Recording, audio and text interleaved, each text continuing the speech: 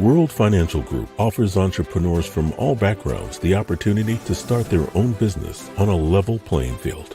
Dr. Yana Woodhouse, receiving the WCM Wall Street Pioneer Award by the United Black Wall Street of America, Inc., is one of those entrepreneurs. I see WFG and TFA as a place where African Americans with an entrepreneurial mindset can flourish.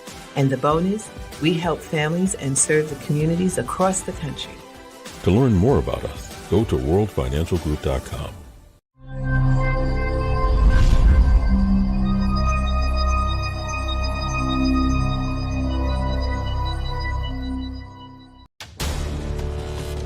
We are the sons and daughters of the soul. We are resilient and forever forward-thinking. We ask for nothing else than the opportunity to live and to create the lives that we were meant to live. We want nothing but an equal chance at options and possibilities. The same possibilities and options to live out our potential as our fellow man. We want to be heard, understood, and expressive in our reality. We are the future. We are the creative. We are here.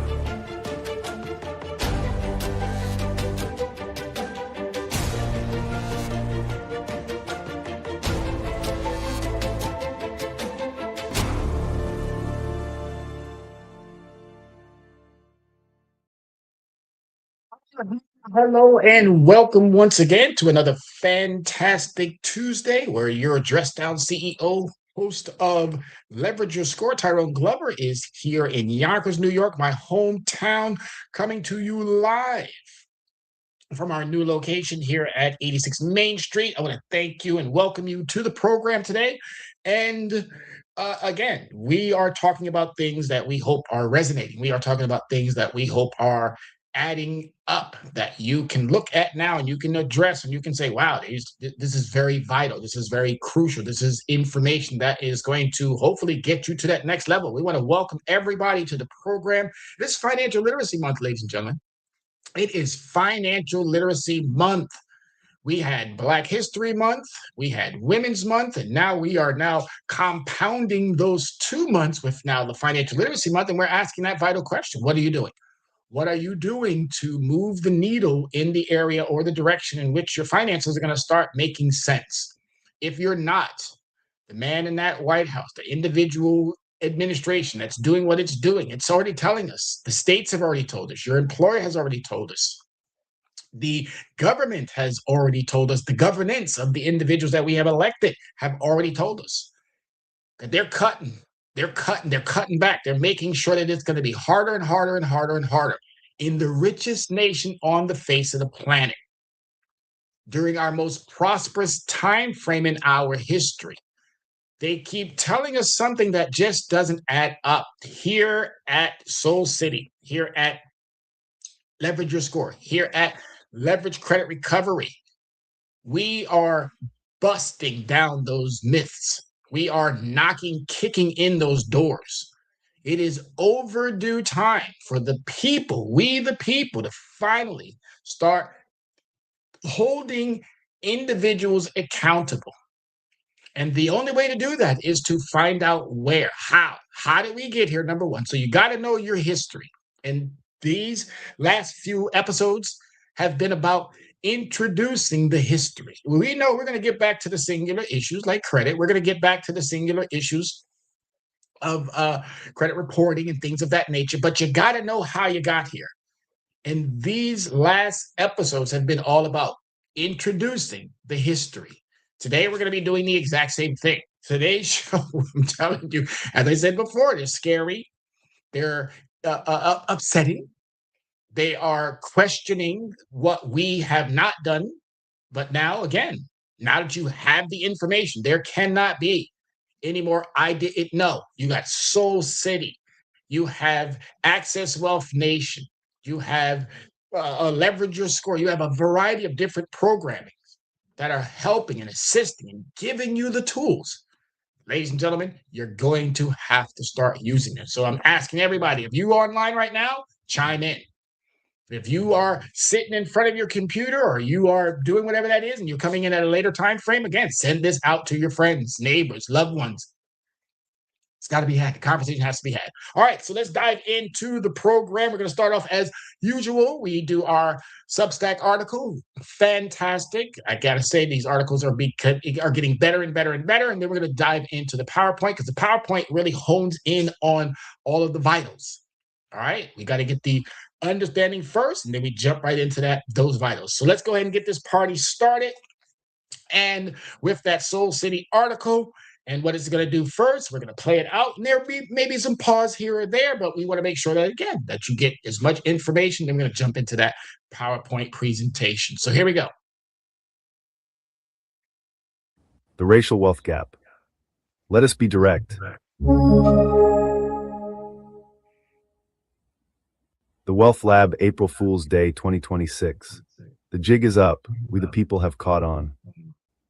Financial Literacy Month Special Edition. The lab brings the facts, data, evidence, resources, and receipts.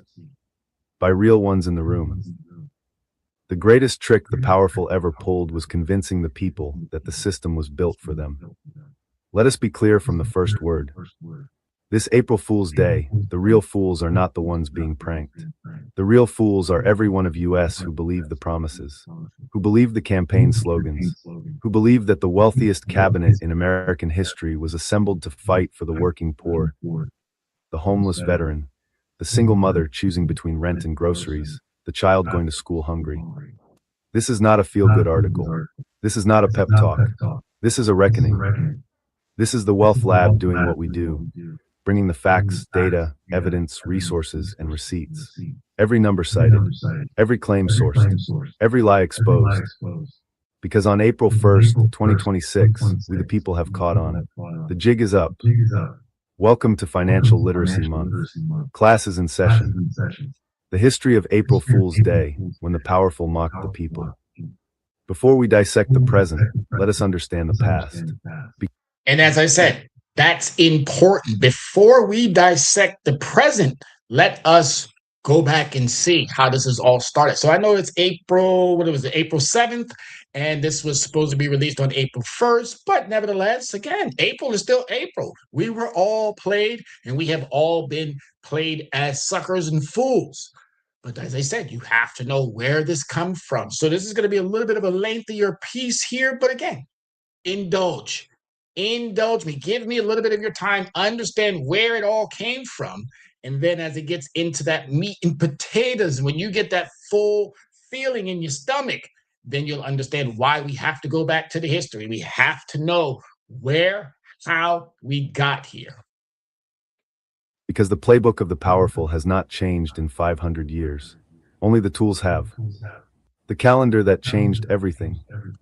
The most widely cited origin of April Fool's Day traces back to 16th century France.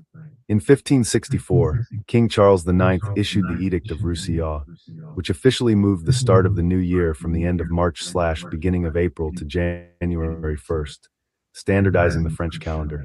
Then, in 1582, Pope Gregory XIII reformed the Julian calendar entirely with the Gregorian calendar, further cementing January 1st as the universal New Year's Day across Catholic Europe.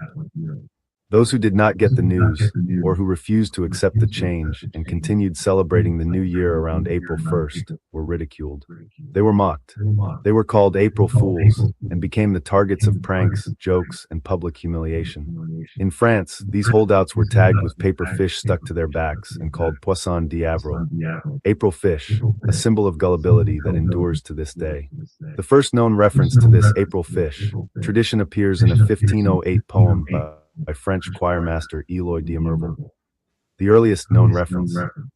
The earliest certain written reference to April Fool's Day as a day of fooling comes from 1561, when Flemish poet Edouard de Deneb wrote a humorous poem about a nobleman who sends his servant on absurd, impossible errands on April 1st, fool's errands. And the servant, realizing the joke, calls it an April 1st prank. The Library of Congress notes that clear references to April 1st fooling traditions date to at least the late Middle Ages, though precise origins remain debated. Ancient roots of mockery. The tradition of public mockery around the end of March runs far deeper than the 16th century. The Roman festival of Ilaria, celebrated at the end of March near the vernal equinox, was a day of rejoicing where Romans dressed in disguises, mocked fellow citizens and even magistrates, and played elaborate pranks. It honored the resurrection of the god Attis, and was a time when social hierarchies were temporarily inverted. Scotland's Hunt the Gout Day. Scotland had its own April 1st tradition where victims were sent on pointless errands called hunting the gowk, the cuckoo bird, a symbol of foolishness. The prank involved sending someone to deliver a sealed message that read, "Dinna laugh, dinna smile. Hunt the gowk another mile," sending the victim to yet another person in an endless loop. Britain did not adopt the Gregorian calendar until 1752, nearly 2 centuries after France and Catholic Europe, making British citizens among the last in Western Europe to make the switch. By 1686, English antiquary John Aubrey was already noting April 1st as Fool's Holy Day, kept in both England and Germany. The parallel you must not miss. Read that history again, slowly. When Pope Gregory XIII changed the calendar, the people who resisted, the ones who held on to what they knew, were not educated. They were not reasoned with. They were mocked. They were made into public spectacles. Fish were pinned to their backs. They were sent on fool's errands. The message from the powerful to the people was clear: fall in line or be ridiculed. 500 years later, the playbook has not changed. The powerful do not persuade the people. They do not educate us. They manipulate us. They deceive us. They distract us. And when we catch on, they mock us, gaslight us, and call us fools for believing their promises in the first place. But this April Fool's Day, the script flips. We the people are not the fools anymore. We have the data. We have the receipts. And we are reading them out loud.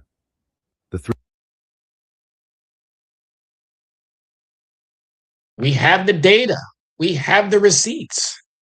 Again, we have the data. We have the receipts. There's nothing that they can continue to keep saying that's not true, or that we can't validate as being either true or false. So the history of knowing where April Fools came from only allows us to really dive into, for 500 years, the playbook has not changed. The powerful did not persuade the people. They did not educate us. They manipulated us. They deceived us. They distracted us. And when we caught on, they mocked us and they gaslit us and called us fools for believing their promises in the first place. Does that sound familiar to today?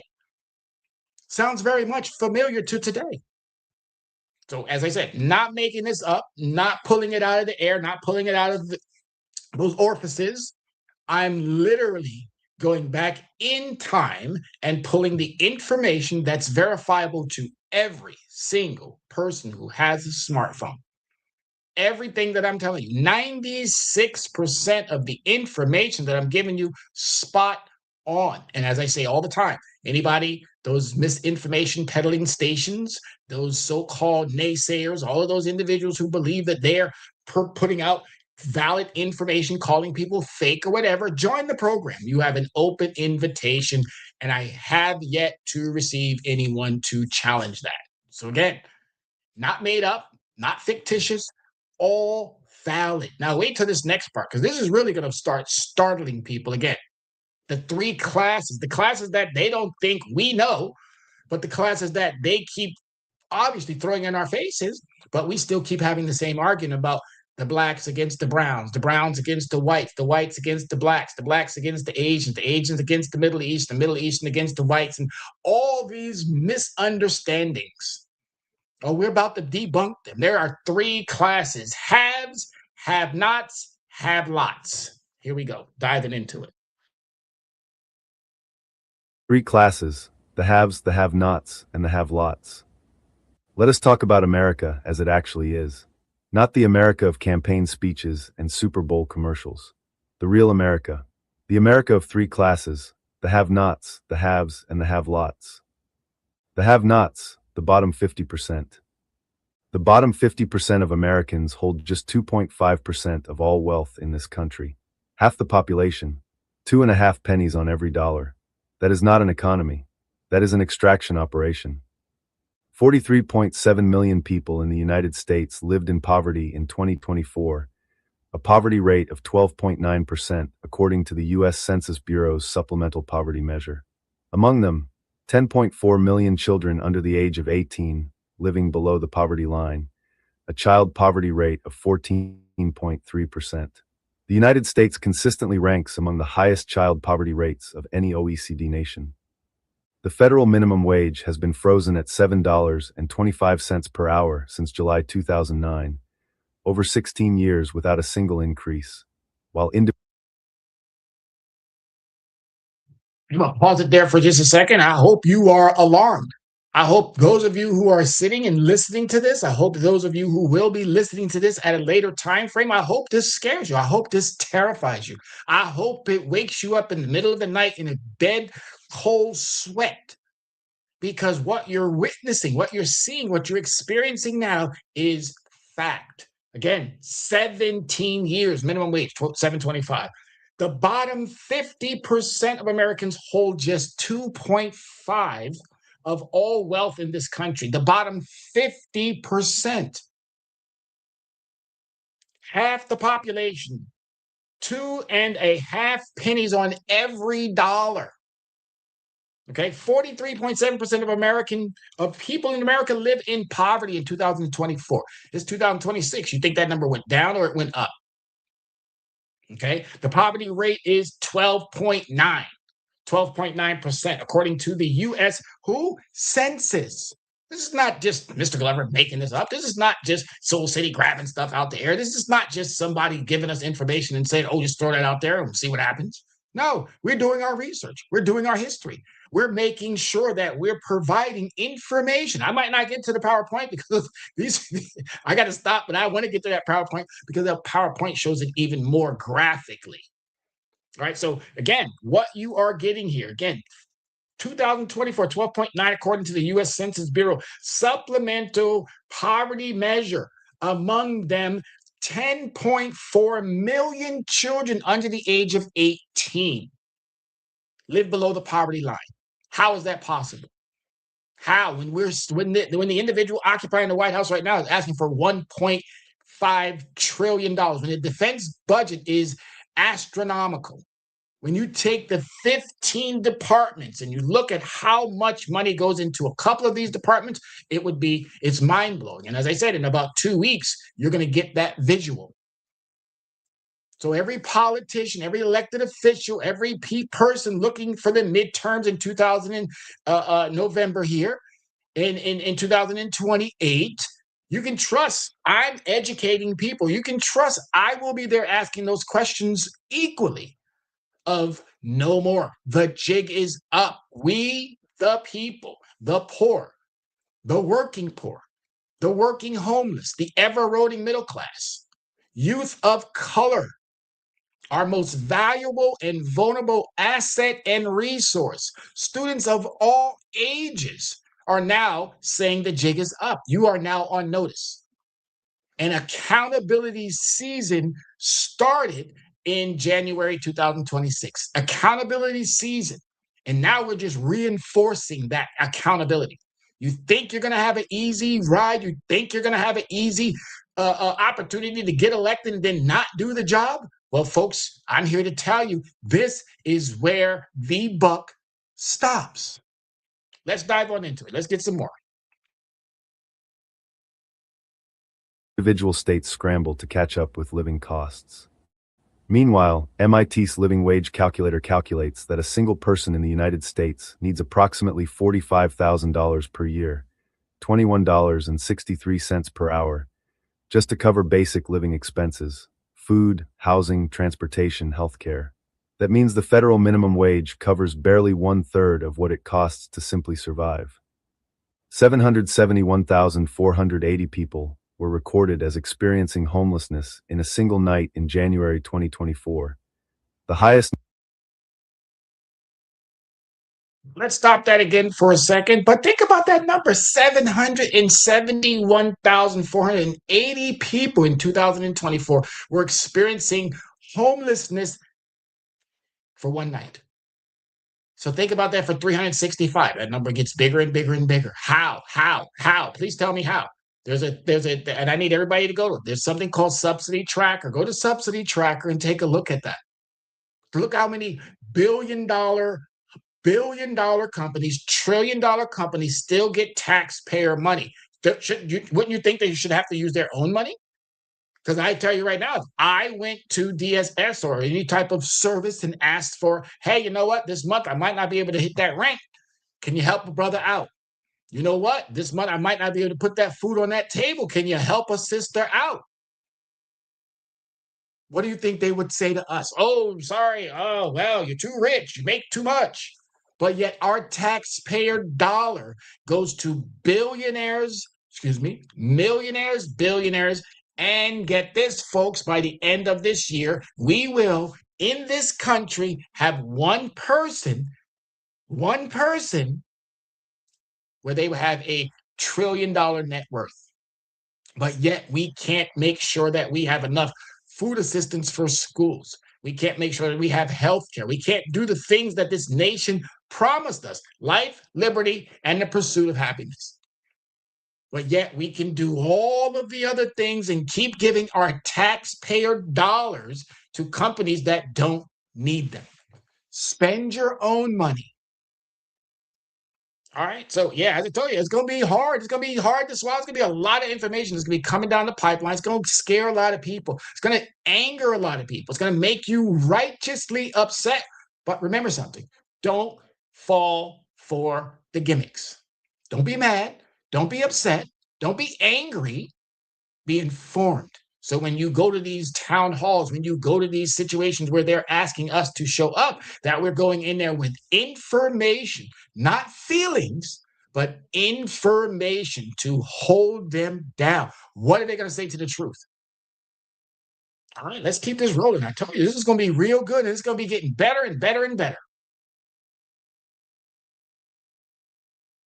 Number on record since the government began conducting its annual point-in-time survey, representing an 18% increase from 2023.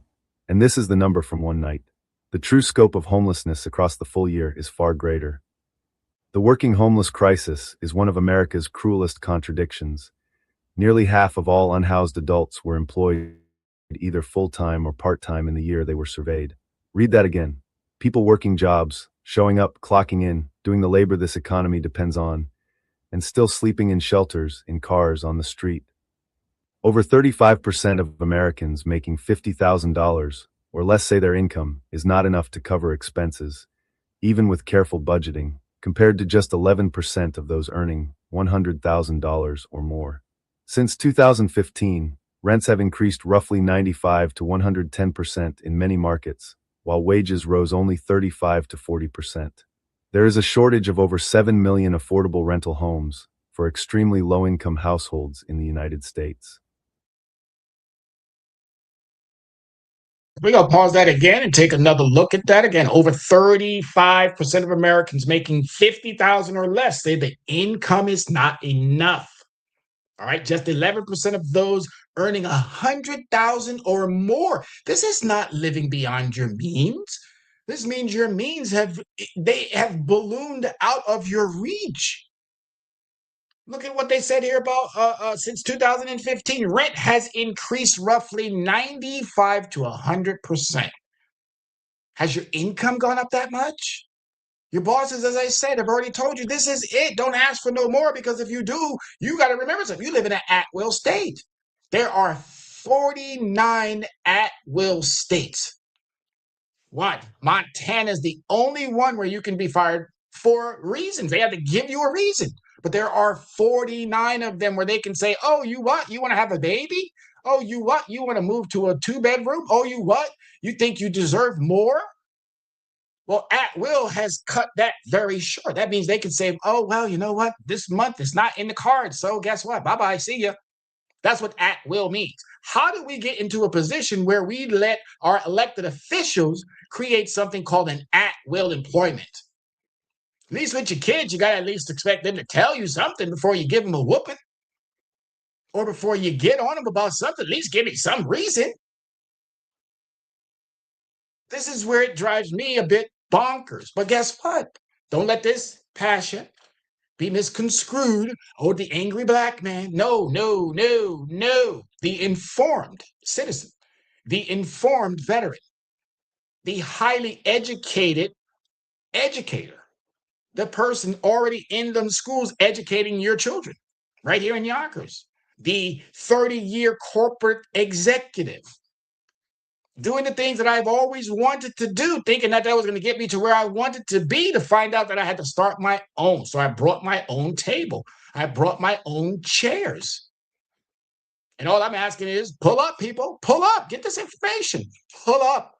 Because if you do, we're going to all be far greater. They can snap one pencil, they can snap two pencils, but put a 50 together, put 100 together. Okay? I'm just giving you the truth.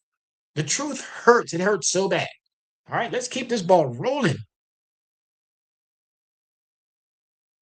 These are not abstract numbers.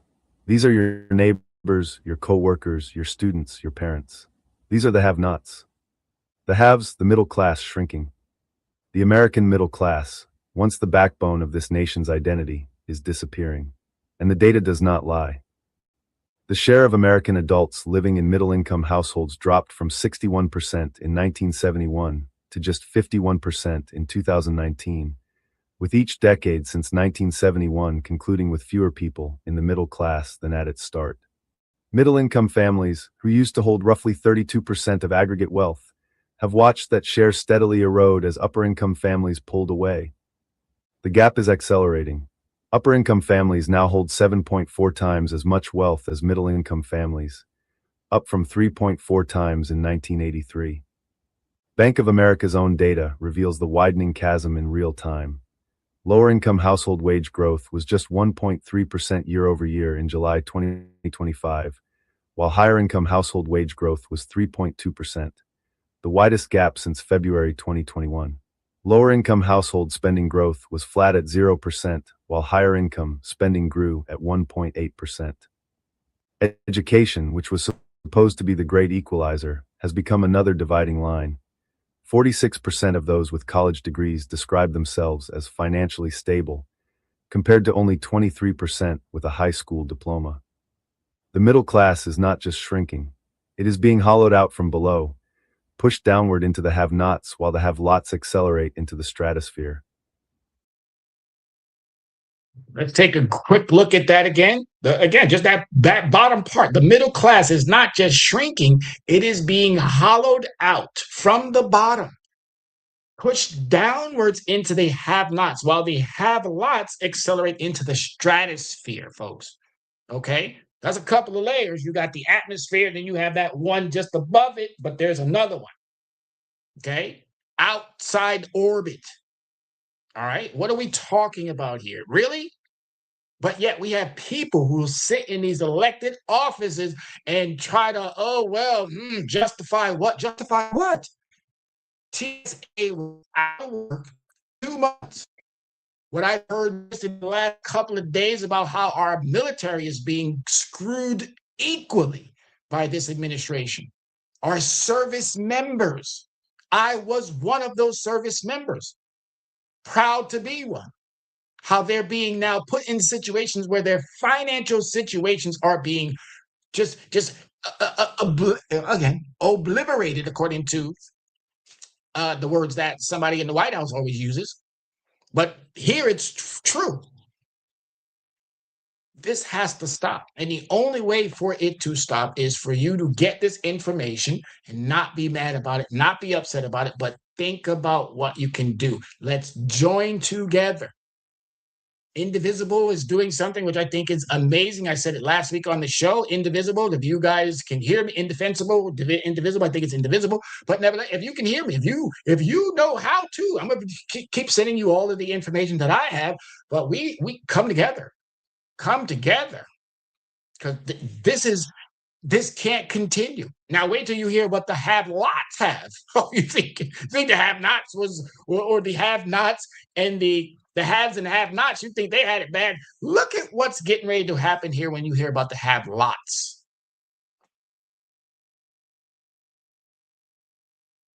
The have-lots, the top 1%, and the billionaire class.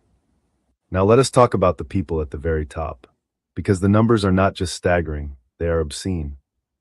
The top 1% of American households own 31.7% of all U.S. wealth in the third quarter of 2025, the highest share on record since the Federal Reserve began tracking household wealth in 1989.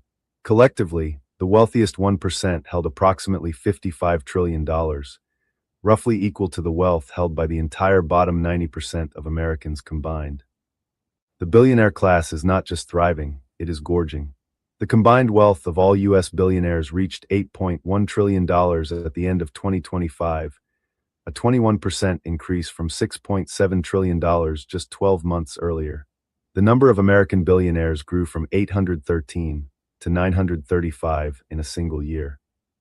The richest 15 billionaires, all with assets exceeding $100 billion, saw their combined wealth surge 33%, from $2.4 trillion to $3.2 trillion. The three richest American wealth dynasties, the Waltons, the Mars family, and the Koch family, watched their combined wealth grow from $657.8 billion to $757 billion in just 1 year.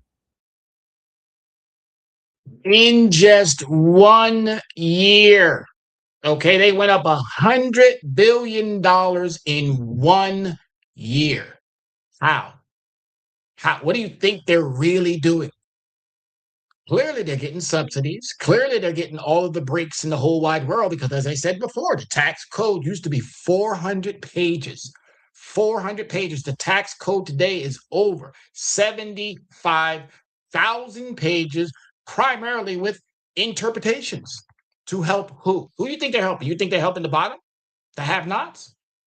You think they're helping haves? No, these were designed specifically to help the have-lots. But $100 billion? And they really work that much? They really work that hard? We are the epitome of what a consumer looks like. We are the worst. We do the worst to ourselves because we want. I thought that keeping up with the Joneses was done. It's clearly not. Because I'm in schools, I see it all the time. I see it all the time as I'm walking through the neighborhood, as I'm doing my due diligence. But this is not to get on the citizens. Live your life, citizens. This is to now point fingers in the direction of where these fingers need to be pointed because you cannot refute what we are now seeing. Can't get away from it. All right, but I told you what the have-lots have. Oh, that should literally alarm you. It should literally scare you. It should literally let you now think, wait a minute, when you start getting ready to make that trip to Target, when you start getting ready to make that trip to Walmart, when you start getting ready to buy those supplies for whatever that might look like, you might want to pause a little bit. Because I've already said it before, your income, it is shrinking, shrinking, shrinking, shrinking, shrinking, shrinking with no addition. Your income is a subtraction, and it subtracts itself until it's down to almost zero. So what do you have to save for an emergency? What do you have to save for a bigger emergency like $1,000? Did you know the number one reason why individuals in the United States go bankrupt is due to medical expenses in the richest nation on the face of the planet? Well, but before I even go there, I lived in Germany. Been in the hospital twice in Germany. Every single time that I came out the hospital, because they have universal health care, you want to know what my bill was? The big donut. When I needed those, they call it apothekas over there, but when I went to the pharmacy to get my prescriptions, when I told them in the hospital, I don't do synthetic drugs, there wasn't no back and forth, oh, well, this copay and that copay and this person and that, and this. None of that. You know what they gave me? The medication that I wanted. Natural medicines. Not no synthetic medicines, natural. And back then it was $2.50, no matter how much I had. And I didn't even really need that much. But still, richest nation, prosperous time frame in our history. The have-lots have more than enough. They do not need any more of our taxpayer dollars for nothing. Have them spend their own money. Put that money back into those coffers where it needs to go. Just that simple. All right, keep it moving. Since 1975, A staggering $79 trillion in wealth has been transferred from the bottom 90% to the top 1%, according to analysis by the nonpartisan Rand Corporation. If income distribution had remained at 1,975 levels, the bottom 90% of workers would have earned an additional $3.9 trillion in 2023 alone. Wages for the top 1% surged by 182% since 1979, while wages for the bottom 90% increased by a mere 44% over the same period. According to the Economic Policy Institute, the richest 1% of households gained nearly 1,000 times more wealth than the poorest 20% over the past 35 years. The top 0.1% alone saw their household wealth increase by an average of $39.5 million each between 1989 and 2022, while the bottom 20% gained under $8,500. And who owns the stock market that drives so much of this wealth? 87% of Americans who own stocks are adults living in households earning $100,000 or more. When politicians celebrate stock market highs, ask yourself, whose wealth are they really celebrating? Because they are definitely not celebrating the bottom. The bottom has, again, 20% gained over 8,500, but yet those at the top, that 0.1% alone, saw their household wealth increase by an average of $39.5 million. $39.5 million. All right. Again, I wish I could say I was making this stuff up. I wish I could say that this was all la la, fluff. It's not. This is all facts. And it's only going to get worse if we do not learn how money works. If we do not learn how to add, increase, create more additional income streams. And it's easy to do. And one of the things that have to be done is our elected officials can no longer keep giving our resources to these companies that are not making conditions better. They can't keep giving our resources to builders and developers who are not creating affordable housing. They have to stop thinking that, oh, we're just going to keep giving and keep giving and keep giving and keep giving and keep giving, and nothing trickles down. Taxpayer dollars should go to taxpayers when we need them. And trust me when I tell you, we need them more than ever based off of what you just heard. There's no ifs, no ands, no buts. The only way to change this is in November and then again in 2028. That's the only way to change this. And then it's about holding them accountable. Just that simple. It's just that simple. All right, let's keep the ball rolling. The racial wealth gap. Let us be direct. The wealth crisis in America is not colorblind. It never has been. It is no longer just about race. It is about wealth, privilege, and access. But race remains central to how this system operates and whom it crushes. The median wealth gap between black and white households has remained virtually unchanged from 1992 to 2022, 3 full decades of supposed progress that produced almost none. Over a 30-year period, the average wealth of white families grew by 84%, approximately 3 times the rate of black families. At current rates of wealth accumulation, the average black family would need 228 years to build the wealth that a white family holds today. Latino families would need 84 years. Between 1989 and 2022, white household wealth expanded 7.2 times more than black household wealth, and a staggering 67 times more than Hispanic household wealth. Homeownership, the primary wealth-building tool for most American families, tells the story in brutal clarity. Only 41% of black households and 45% of Hispanic households are homeowners, compared to 71% of white households. The homelessness crisis reflects this inequality with devastating precision. 32% of those experiencing homelessness identify as black and 31% as Hispanic/Latin, despite these groups representing far smaller shares of the general population.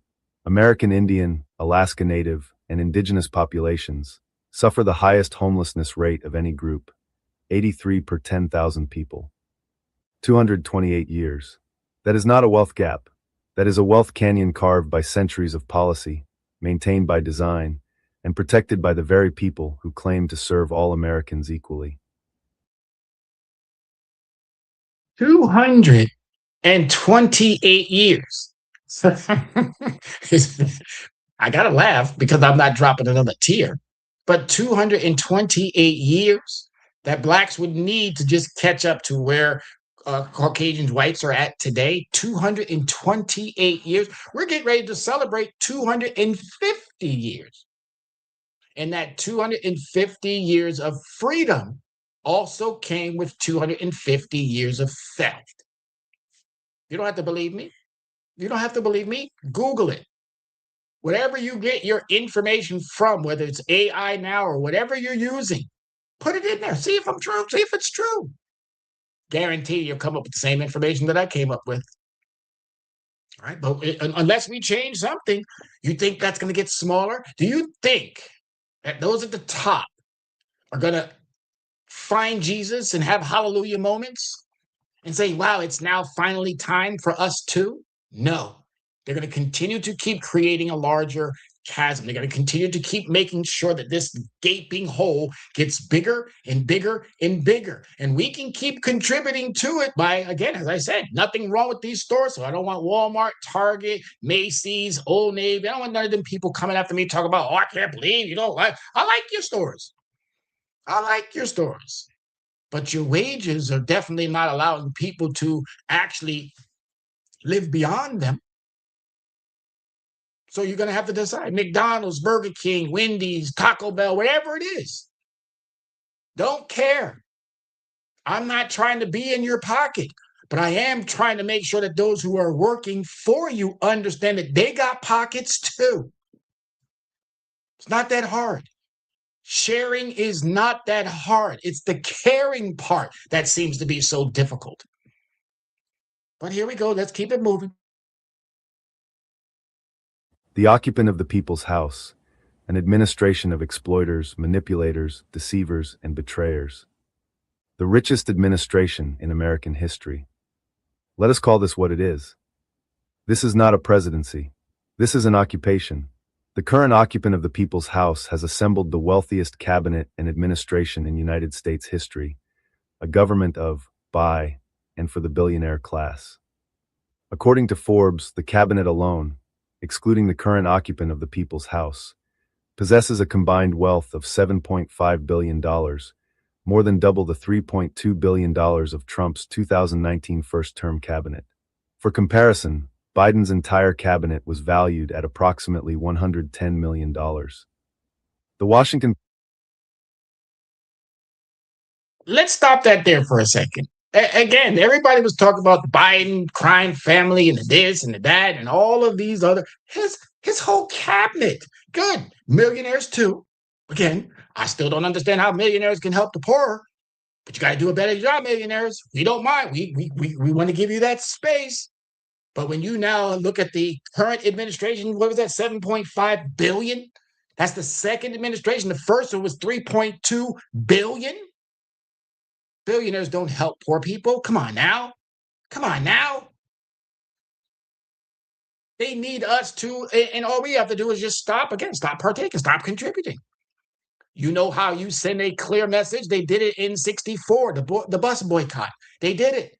It wasn't the boycott not riding the bus. It was that money not going into those coffers. That's how you get things to change. All right, but the Biden whole cabinet was $110 million compared to Trump's massive billionaire class that's running this government. And as I said, wait till these numbers start popping up. Listen to who's getting what and where and how they are, which departments they're actually holding on to get that money. Some of them lobbied against, and now they're running the very same entity that they lobbied against. You think they're trying to make sure that that entity is doing what we need it to do? Or you think they're trying to dismantle it and tear it apart so they do what they need it to do? Let's keep that ball rolling.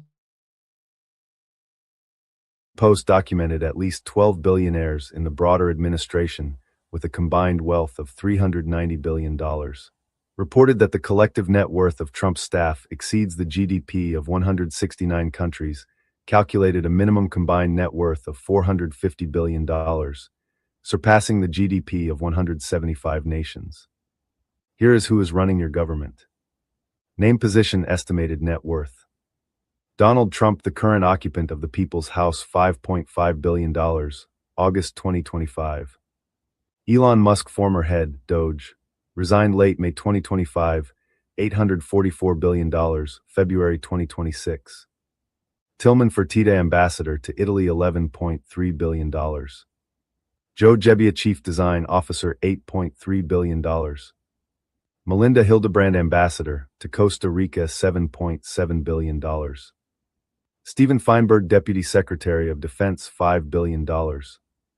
Warren Stevens, ambassador to Britain, $3.4 billion. Howard Lutnick, secretary of commerce, $3.2 billion. Linda McMahon, secretary of education, $3 billion. Antonio Gracias, volunteer, Doge, departed July 2025, $2.2 billion. Steve Witkoff, special envoy for peace missions, $2 billion. Jared Isaacman, NASA administrator, $1.8 billion. Kelly Loeffler, administrator, small business administration, $1.3 billion. Paul Atkins, chairman, SEC, $1.2 billion. Doug Burgum, secretary of interior, $1.1 billion. Scott Bessent, secretary of treasury, $600 million. Chris Wright, secretary of energy, $100 million. Robert F. Kennedy Jr., secretary of HHS, $15 million. Marco Rubio, secretary of state, $1.5 million. These are the people who promised to drain the swamp. They did not drain it. They bought it. They own it. They are the swamp. ProPublica, the receipts. In March 2026, ProPublica released nearly 3,200 disclosure records for more than 1,500 Trump appointees, providing an unprecedented look into the financial entanglements of the people running the federal government. What the documents reveal is a web of financial ties between senior government officials and the very industries they are supposed to regulate. This administration has dismantled ethics safeguards designed to prevent conflicts of interest. Trump rescinded Biden's executive order requiring a 2-year ethics pledge, fired 17 inspectors general investigating fraud and corruption, and removed the head of the Office of Government Ethics, leaving it without a director or chief of staff. Over 200 Trump appointees collectively own between $175 million and $340 million in cryptocurrency investments, and some of these officials now oversee or directly influence crypto regulation. Stephen Feinberg, Deputy Secretary of Defense, listed assets of at least $2 billion when nominated. He is the billionaire founder of Cerberus Capital Management.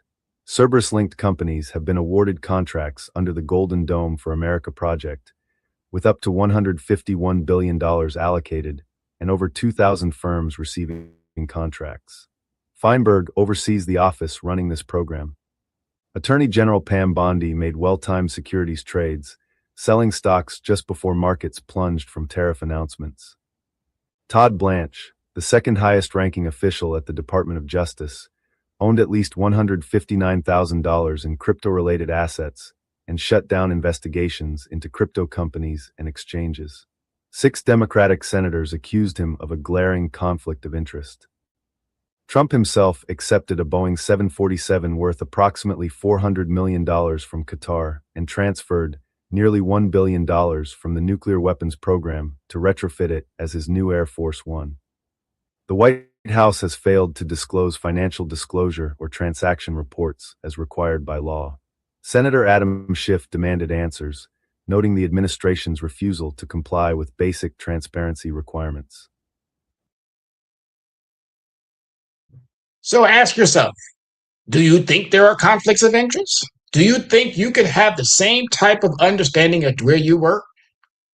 I doubt it very seriously.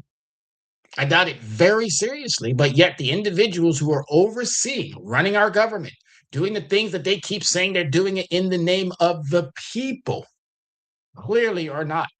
And we will, again, we will those of you who have the understanding of how you hold these people accountable, there's something where we can do FOIA Act. We can do a Freedom of Information Act. We can see how much money they had prior to getting into the government, and then how much money they made while they were in the government.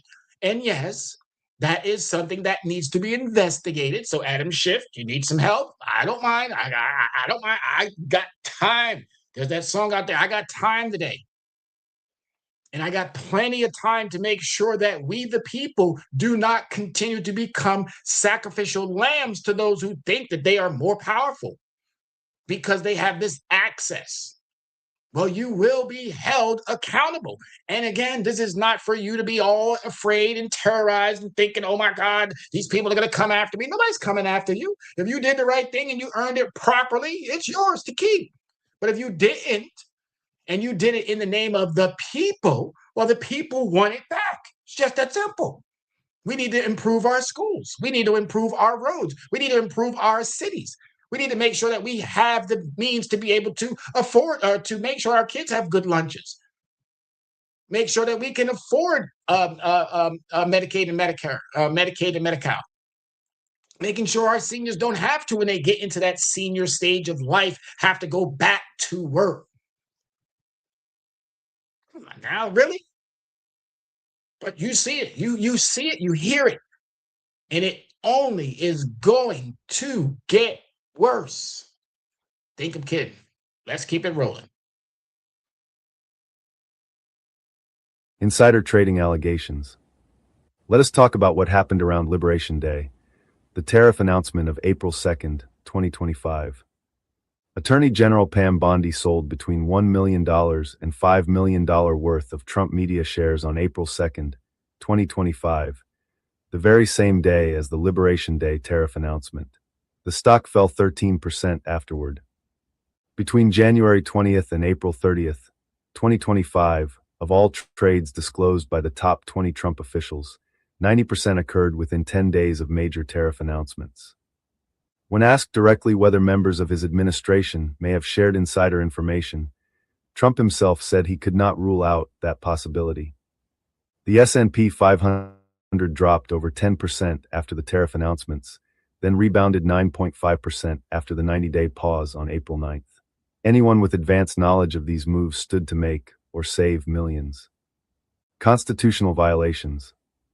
Citizens for Responsibility and Ethics in Washington CREW has documented extensive violations of both the foreign and domestic emoluments clauses of the United States Constitution. During his first term alone, Trump received at least $7.8 million from at least 20 foreign governments through his businesses, including at least $5.5 million from the Chinese government. 11 foreign governments granted his businesses nearly 70 trademarks. More than 150 foreign government officials from 77 countries patronized Trump properties. Trump's crypto ventures alone have added at least $7.5 billion in paper worth since early 2024, with total documented cash and gifts exceeding $2 billion over 512 days. This includes $1.5 billion from cryptocurrency ventures, a $400 million Boeing 747 from Qatar, and tens of millions from legal settlements and entertainment deals. This is not governance. This is a heist in broad daylight. Promises made, promises broken, the receipt book. They stood on stages across this country. They looked into cameras. They pointed at crowds. They made promises. Bold, sweeping, unequivocal promises. Here are the receipts. 1. End the war in Ukraine by day 1, broken. Over 100 days into his second term, the war continued with no resolution. Trump later called his own promise exaggerations made in jest. 2. Bring peace to the Middle East, broken. The ceasefire collapsed on March 18th, when Israel launched renewed attacks on Gaza. The situation deteriorated further under this administration's watch. 3.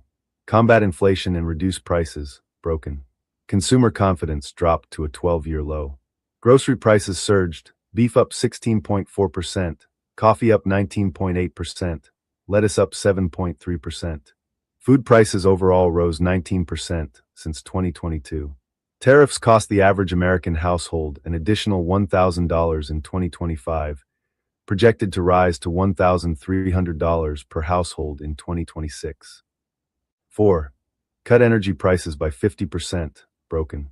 Electricity costs rose 6.7% in 2025, more than double the general inflation rate. The average household paid $116 more in electricity across 2025 compared to 2024. Energy bills increased 13% since Trump took office. 5. Jobs and factories will come roaring back, broken. The U.S. added only 181,000 jobs in all of 2025, revised down from a preliminary estimate of 584,000. That is a fraction of the 1.46 million jobs added in 2024 under Biden. Manufacturing shed jobs every single month since Liberation Day, tariffs in April. Over 75,000 manufacturing jobs lost. More than 200,000 manufacturing roles disappeared since 2023. The U.S. economy experienced almost zero job growth in 2025. The labor market had added 181,000 jobs in all of 2025. This is far fewer than the 1.46 million jobs that were added in 2024. 6. Enhance government efficiency through DOGE, broken. Elon Musk's promised $2 trillion in government savings collapsed to a revised estimate of just $150 billion for FY 2026, a 92.5% reduction from the original boast. The initiative was plagued by confusion, legal challenges, and Musk's own resignation from the role in late May 2025. 7. Eliminate the Department of Education, broken. The Department of Education remains standing. Eliminating a federal department requires an act of Congress, and no such legislation has passed. 8.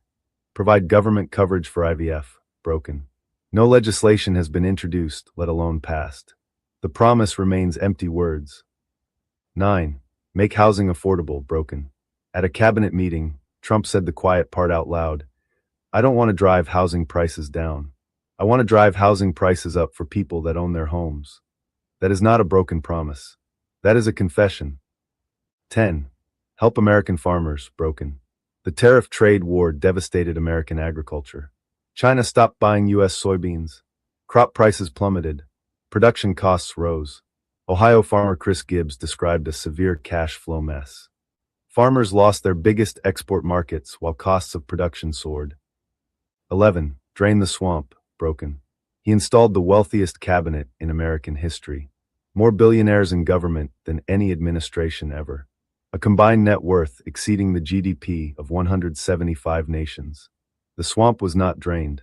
It was privatized. 12. Be a president for all Americans, broken. The tax law sends over 70% of net tax cuts to the richest fifth of Americans, less than 1% to the poorest fifth.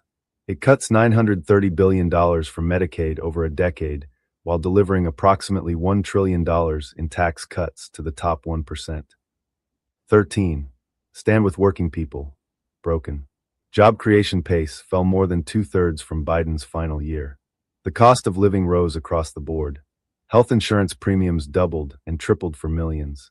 Manufacturing jobs vanished month after month. 13 promises, 13 betrayals, and these are just the ones we had room to list. 13 promises, 13 betrayals. 13 promises, 13 betrayals. Ladies and gentlemen, we're gonna stop it right there because there's more. There's more. So this is definitely gonna be a two-part show. Again, who were the fools this April? Who were the ones who got played? We got a few minutes for a couple of questions. Actually, well, according to my clock, we are up. The time has come and the time has gone. I want to thank you and I give you every single last bit of my understanding of how appreciative I am when you join the shows, when you come back later. Again, I do things that most people don't do. I dive deep into. So I always tell everybody, you don't need to know everything. You don't need to have and do everything. You just need to know people who do. That's it. I'm not trying to be a jack of trade of all everything because I tried that. It doesn't work. But I'm going to be specializing in a particular area, and that area is finance. That area is money. That area is understanding how it works. What do we have to do to make sure it's working for us?